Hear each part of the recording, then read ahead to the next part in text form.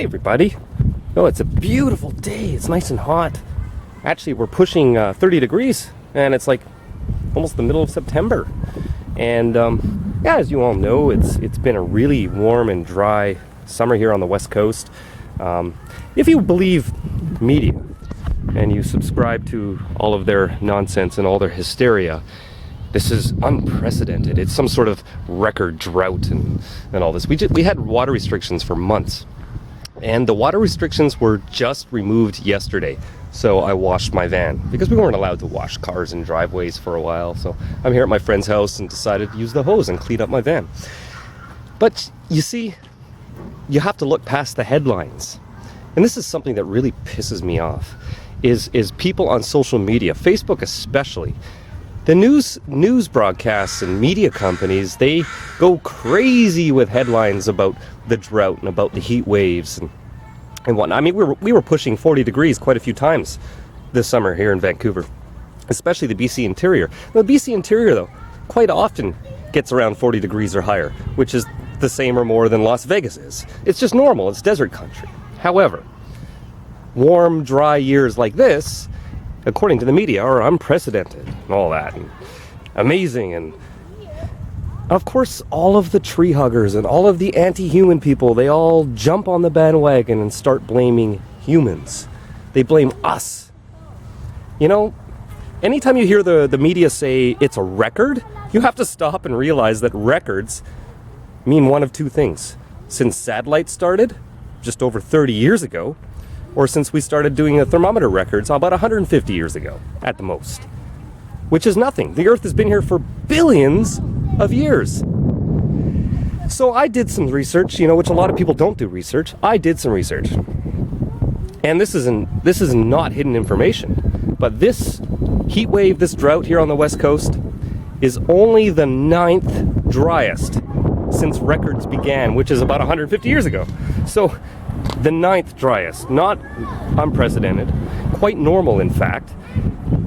What's with these people that are against humans and want to link everything to what we do and blame weather events on us? Because this is not unprecedented. Even if something happens once a century, that means it's happened millions of times, and it will happen millions of times again in the future. So once every 100 years is quite normal. Just because it hasn't happened in your lifetime doesn't make it crazy or weird or unprecedented. So, people have very short-term memories too, especially alarmists.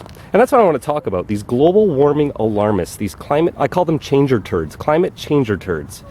They like to blame everything from a nice blue sky day like today to a rainy day to a hurricane to earthquakes even. These people blame everything on people.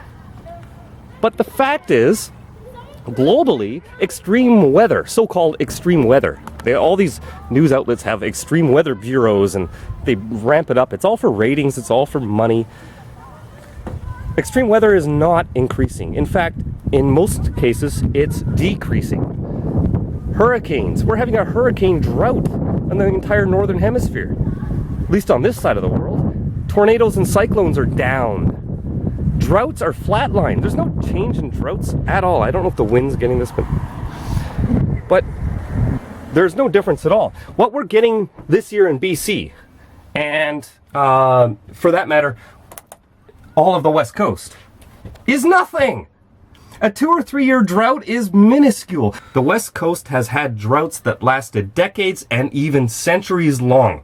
Mother Nature doesn't give a flying if we decide to build a big city like Los Angeles in a natural desert like California. It's bound to happen. It's happened before. It will happen again. All this hysteria is nonsense. Droughts have been much worse in the past. There is no increase average on droughts.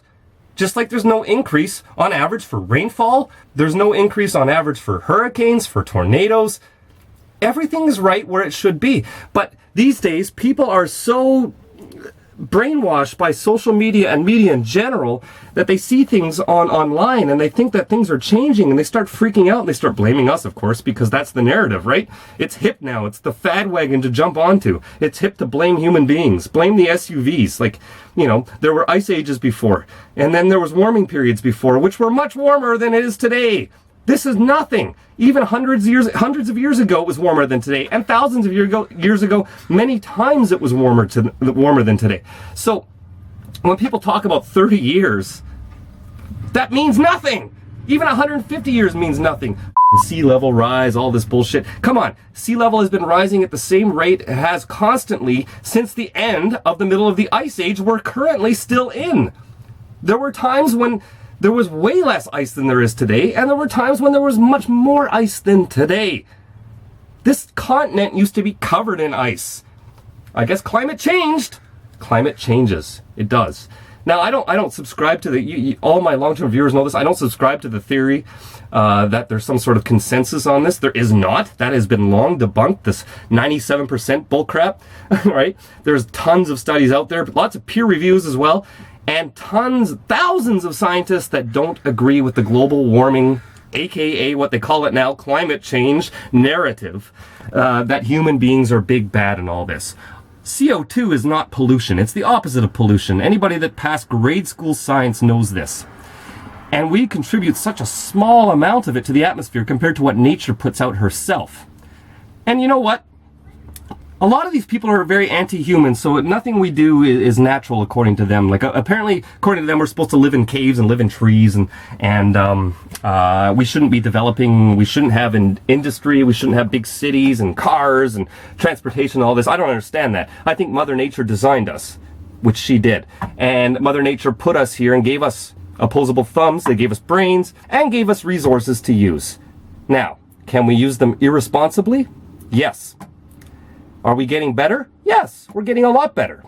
Pollution, real pollution, not the boogeyman CO2 is down, way down. In North America, air quality is better today in most major cities than it was over 30 years ago. Here in Vancouver, we have the Air Care program, or we did. That's the smog check for vehicles. It was just canceled at the end of last year after decades in use because, quote unquote, it's not needed anymore. Because cars are cleaner than ever before. We have catalytic converters and all sorts of pollution control equipment. So all of the real pollutants don't come out of your car anymore if it's running properly. And only CO2 comes out. And CO2 is a plant food. Big deal. But of course, the alarmists don't like cars, they don't like people, they don't like industry, they don't like civilization, so they go and attack the one thing that we still emit. Carbon dioxide. Plant food. It's absolutely asinine. There is no increase in extreme weather. Global temperatures are warming and cooling cyclically like they always have throughout history. Nothing is happening faster today than it hasn't happened before. Everything is within natural variations. But, you know, there was a heat wave this year, so therefore it's all because of global warming and because of you and me. Like it's unbelievable. Follow the money. It's not the big oil that you should be worried about. It's big green. A lot of the money is from oil, actually, that goes into this whole climate change debate. And it's from Middle Eastern oil, Saudi Arabia. They are loving the fact that our oil prices are down now and Alberta's in trouble. I'm wearing my shirt right now, proudly supporting the Alberta oil sands. Because I'm a realist. Solar panels are great. I was cleaning my solar panel today. You know, for something like a motorhome or an off-grid cabin. And I mean, there's uses for this sort of thing. There's uses for wind energy too. But anybody that thinks that's some sort of renewable free energy is out to lunch. Do you know the materials it takes to mine solar panels and the real environmental destruction caused by creating solar panels? God help us if they actually had to make enough solar panels to replace coal and oil. And it happens in China, of course, so sight unseen, so nobody cares about that. We have hundreds of years of oil left. Every cent it goes up is disastrous for the people that can least afford energy, especially in the third world. It costs lives. But I believe that's because a lot of these so-called environmentalists don't care about people. So they don't really care what happens to poor people in third world countries. One day we'll transition to other power sources. But I don't think it should be forced. I think it should happen on its own. Let the free market do it.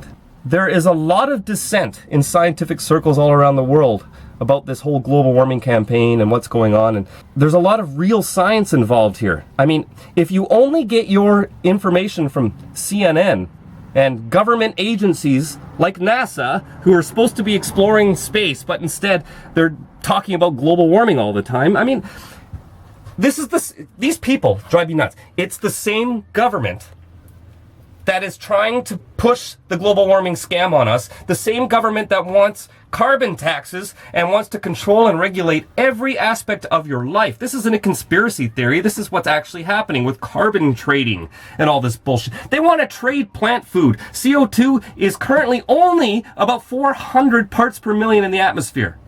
It used to be in the thousands in the atmosphere. Thousands of ppm when life was flourishing on Earth. There was animal life, plant life. Trees grow healthier.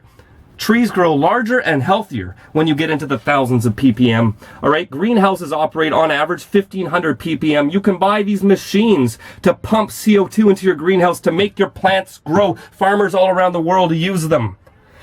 People that live and work on submarines are exposed to 8,000 ppm all the time with no negative health effects. The average classroom in a school is in the thousands of ppm with school kids exhaling that horrible CO2 all day. But 400 is a problem? 400 ppm is historically the lowest it's been in hundreds of millions of years. If anything, plants are close to being starved right now because they don't have enough CO2. So this whole thing drives me nuts. People are attacking an invisible plant nutrient to try to control our lives and try to tell us what we should and shouldn't do. These socialists drive me insane. They hate cars. You know what? I always said it doesn't matter. If my car ran on water, they would still be protesting against it. In that case, they might have a valid excuse though, because water vapor is a real greenhouse gas. If you believe in the greenhouse gas warming theory, it's much more potent than CO2 is. Al Gore's a liar. His movie's been disproven and debunked and tons of times. Even a Supreme Court debunked a whole bunch of points that he made in his movie. I mean, I think a Star Trek movie is more realistic than Al Gore's movie. I mean, but what is with this mentality that humans are bad and this and that? Yes, we can do bad things. Look, nuclear weapons can wipe us out overnight. All right, that's a real problem. Greenpeace, when Greenpeace first started, Greenpeace was started right here in Vancouver. I know one of the co-founders of Greenpeace. He has since defected from Greenpeace and now he speaks out against them because they went from caring about the environment to hating human beings. That's all they do now. All right? All of their campaigns are about money. Most of these environmental organizations, they need a crisis or they're out of business. There is no climate crisis. That's one of the biggest frauds of our time. All right? And most people agree with me. You might not, but surveys say so-called climate change, which by the way has been happening since the beginning of time, climate change is at the bottom of lists of issues that people think should be, the government should be working on. So most people realize they're being had. Maybe humans have an effect on things. I don't discount that. But you know what? We're human beings. We were created by nature too. So how, when I burn some gasoline and a little bit of CO2 goes in the atmosphere, how is that not natural? I'm part of nature. You don't think it was designed on purpose by nature to give us these resources to use? Back in the day, there was far more CO2 in the atmosphere and everything was growing bigger. The earth was greener. Then all the CO2 got locked underground. We liberate it back to the atmosphere and it's having the same effect now. Look at this. One of the world's most prominent physicists, Freeman Dyson, had a great interview with the Vancouver Sun here in Vancouver about how our minuscule CO2 emissions, they are small, by the way, compared to what nature puts out. Nature puts out 97% of all the CO2 every year. But our little increase in that CO2 has helped to green the earth. The earth is getting greener. Trees are getting healthier and larger. Maybe what we're doing is what nature intended us to do. I'm not talking about real pollution problem. The problem is the environmental movement doesn't talk about real issues anymore. They talk about this myth, this boogeyman CO2 in the atmosphere. CO2 is a nutrient. If you lock yourself in a room full of CO2, will you die? Of course you will. Same thing will happen with H2O. Same thing will happen with O2. All right? You need to have a balance. And right now, CO2 is such a small portion of the atmosphere, it barely shows as a sliver on a graph. And it used to be higher. And it can go a lot higher with nothing but proven positive effects. Yet these environmentalists are all talking about possible theoretical negative effects, which have not come true. All of their computer models, that's the entire global warming industry is based on flawed computer models. They're about as accurate as weather forecasts. And we all know if you look at a weather forecast more than 3 days into the future, it's usually wrong. But these people want us to believe that they know what's going to happen in 50 and 100 years from now. And just donate to the carbon funds, pay your carbon tax, and all your sins will be forgiven. It is so obvious to me and to most sane people that it's such a scam. It's not even worth the airtime of this video to even be discussing it, because you have to be pretty damn stupid to believe in this sort of thing. It's amazing too that these, I hate to say it, but these left-wing liberal socialists that believe in this sort of thing, they're the same ones that would tell you to question everything, question the government on any other issue. But when it comes to something like climate change, because it fits their narrative and it goes with their belief system, they agree with it. Oh, it's, NASA says this, so it must be true. You poor souls. You poor souls. And this is why I've been fighting against the so-called green movement for the last 10, 15 years. I love human beings. I love progress. I love industry. I love skyscrapers and cities and vehicles and all the things we do, and we get better and better at it. Why don't you environmentalists start attacking real issues? Look at the real pollution in China. That has nothing to do with climate change. Real pollution issues. They have no regulations over there. There's a lot of places over there that are just disgusting. You have to wear a mask because of all the smog. We have technology to deal with that, but they choose not to over there. That's where you should be fighting your fight. Solar panels, windmills, great. They're going to be part of the future. It's going to be mixed with oil and coal and natural gas and other energy sources. We should not force the matter, though, and cut out all the energy sources and start just using those sources because it's unreliable. There are thousands, in the US alone, thousands of derelict, inoperative windmills because their subsidies ran out. Taxpayers' subsidies for windmills that aren't being used anymore because they don't make any money and they're too expensive to operate and they're unreliable. Most wind farms are backed up by conventional electricity. Coal, usually. Especially in the US, most of your power is powered by coal, and most of your wind farms are backed up by coal. And don't tell me a landscape destroyed and thousands of hectares of trees cut down, not just in the US, but in other countries, just to put up windmills is better for the environment. All right, the footprint of a wind farm is huge and does a lot of real environmental destruction when they're cutting down forests to put up windmills. It's asinine. It's absolutely asinine. Let's not even talk about the birds killed by them. I mean, and do you know how much oil is required to build one of those monstrous wind turbines? And the oil required every hundreds of liters a year for each turbine of oil to keep it running?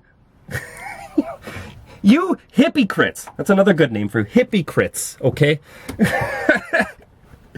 Look, we can do things better. Yes, I agree. We should start focusing on real pollution, though, not a boogeyman in the sky. People are smart. We have brains. And we've done so well developing these resources, and we've gotten a lot better at cleaning them up. And we can thank fossil fuels, especially, for lifting our entire civilization out of poverty and protecting us from real environmental problems. Climate-related deaths have dropped like an anchor. They used to be a lot higher back in the day. That was because we didn't have technology and fossil fuels to protect us from the climate. I'm going to leave you with a couple of great quotes from Alex Epstein. He put out a great book called The Moral Case for Fossil Fuels. You should check it out. These extremely positive plant effects of CO2 are scientifically uncontroversial, yet they're practically never mentioned, even by the climate science community. This is a dereliction of duty. It is our responsibility to look at the big picture, all positives and negatives, without prejudice. If they think the planet positives are outweighed, they can give their reasons, but to ignore the fertilizer effect and to fail to include it when discussing the impacts of CO2 is dishonest. Those who speculate that CO2 is a major driver of climate have, to their credit, made predictions based on computer models that reflect their view of how the climate works. But fatally, those models have failed to make accurate predictions, not just a little, but completely. And that's where it all comes down to, guys and girls. None of the climate models have come true. But all these people in the enormous global warming industry rely on their computer models to keep the funding coming in. Don't be naive about it. That's just the way it is. The amount of money funded by big oil to fight against this scam is pocket change compared to the amount of money put in by Big Green to push their scam. There is no comparison. And now, just for a little perspective, let's give you a couple of quotes from the Green Movement and leaders of environmental organizations. Prince Philip, with the World Wildlife Fund, he said, "If I were reincarnated, I would wish to be returned to Earth as a killer virus to lower human population levels." Seriously. This is what these people think, so they will tell you anything. Paul Watson, another co-founder of Greenpeace, says, "It doesn't matter what's true. It only matters what people believe is true." Ding, ding, ding, ding, ding. Let's do one more from Paul Ehrlich from Earth Day. He said, "In 10 years, all important animal life in the sea will be extinct. Large areas of coastline will have to be evacuated because of the stench of dead fish." And he said it in 1970.